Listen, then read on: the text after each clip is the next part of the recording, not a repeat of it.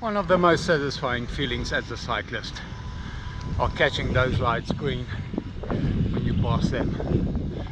So welcome everybody to another vlog in the beautiful mountains of Andorra. As you can see, I'm navigating the clouds, trying to miss the day's rain.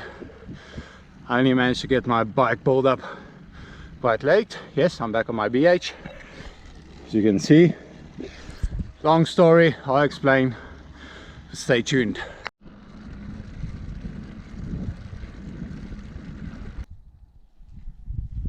Hey, Cordordino, 9.9 kilometers, and over the top now. I might do some 6 more sprints, basically 150 meters long, just some cadence, and head back home.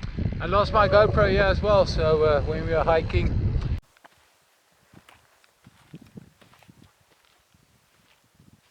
didn't see anything next to the road, so it's a shame, it's a shame.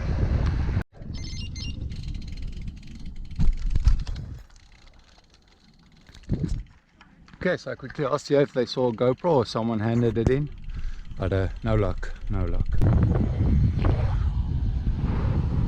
Okay, so I tried here as well, couldn't find a GoPro at the second tourist center, so maybe at the third one, let's see. Hey, so quickly stopped here to put on a jacket and let you know our good friend Louis Mankies used to live here in this building behind me, but doesn't live there anymore. But if you're wondering, and you probably have no idea where I am anyway, so I'm sure you won't be angry about that.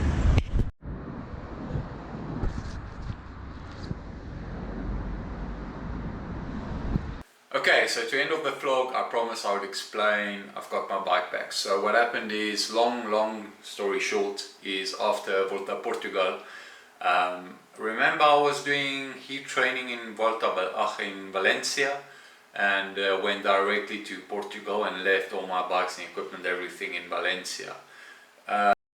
You see, the wind is still fresh, but when it comes from inland, it's that fucking...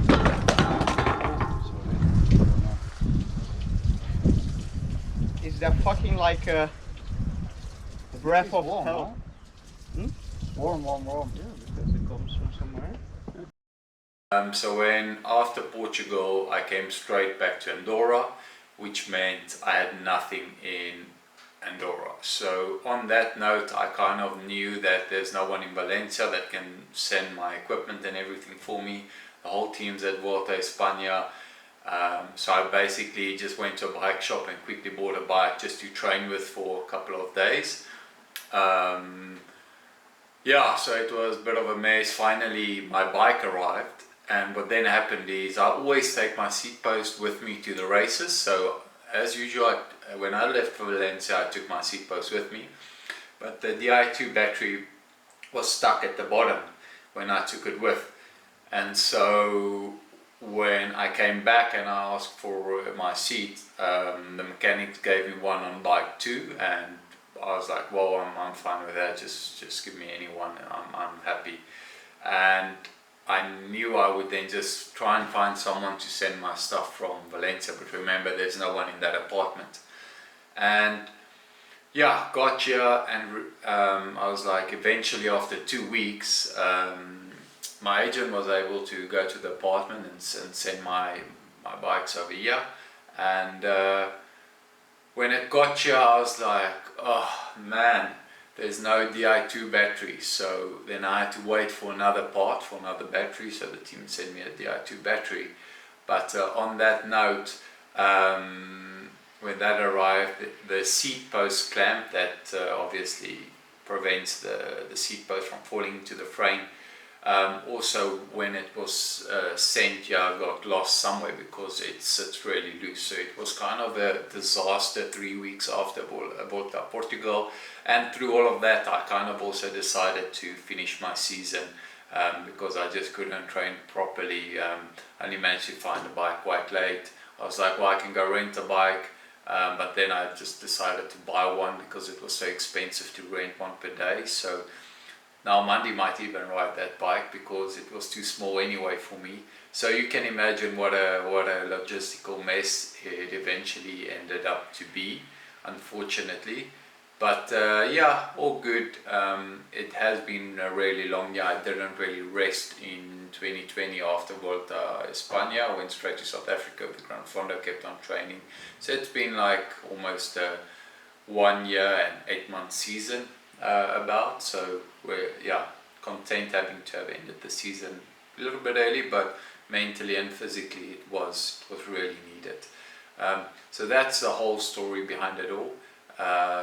I'll show you the bike, but I'm sure Mandy is probably going to enjoy it because her e-bike, since we came from South Africa, never worked, and the battery has probably some connection problem that just ended up never working. So at least now she has a bike she can go train on outside. However, the catch is me and Mandy do live alone in Europe. We help out as much as we possibly can at the Gruppetta Cafe. For those that don't know, Koen had the business and then he asked us to join as partners, and that was really great, and it's been a great experience and learning curve, so we're really happy about that. Happened quite some time ago, so now you know a little bit more about that. But being busy and life being life, and we living abroad and having not many friends and family around, things are not easy because there's always needs to be someone that's looking after Marie. And so I fell into a really bad habit of spending a lot of time with her in the morning, delaying my training because I'm really have a bad case of ADD, I think. So I get really easily distracted if I'm not in a routine, and like have a policeman behind me keeping me on routine. So that's also been challenging for both me and Mandy.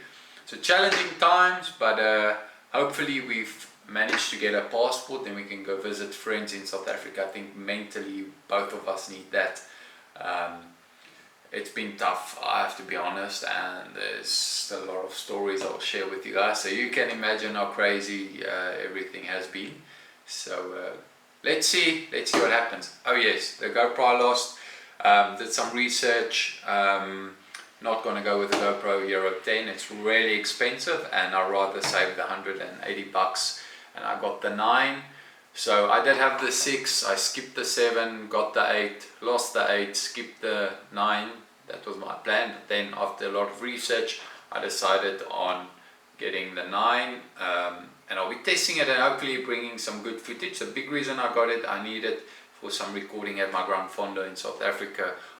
Okay, so this is where me and Mornay realized we didn't hire a security personnel to look after the sound system and accessories. So we slept there the night before and unplanned and got eaten up by the mosquitoes. And because of the curfew, we couldn't go back home. So badly planned, but we learned our lesson hopefully for this year.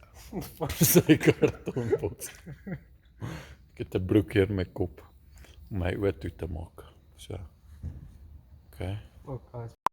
Nee, sorry vir kundige gesouder. You are in die boys, ons sê. Ons represent. Julle kan water hier kry, hè? Julle kan hier refill as julle wil, vir net. Water. As julle hier wil refill.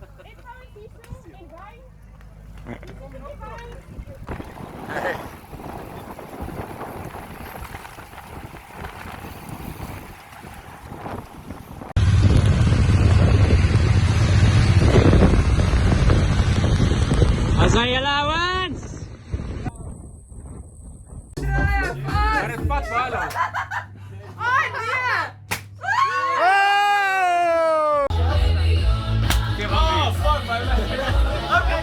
After all, what is a race without having no memories for afterwards? So like I said, things have been really busy. I think you've also noticed that the quality of the content of my vlogging has gone down quite a bit. It's simply just because things have just been extremely challenging and crazy, and I realized that when I'm stressed out I do not enjoy storytelling or making content or anything of such sort. So it's an easy way for me to know when I'm not creating content and not being creative anymore, that I am stressed out. That's the first sign.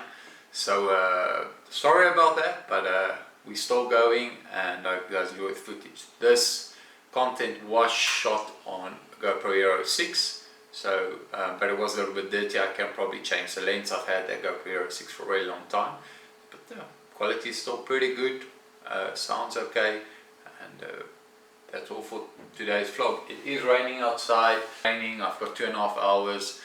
Just started training, and I still have to mentally get hard and ready to sacrifice going out in the cold, because I don't want to start my training doing already 3 hours on Zwift on an indoor.